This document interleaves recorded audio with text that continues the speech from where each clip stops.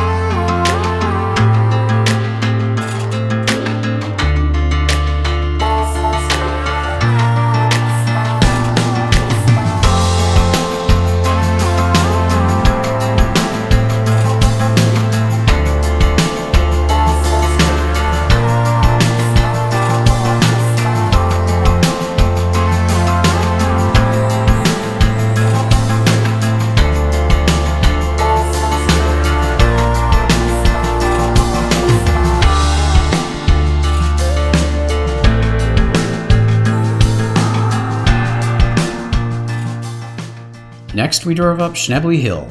A monsoon storm moved in and created a nice backdrop of dark gray clouds with rays of sunshine poking through.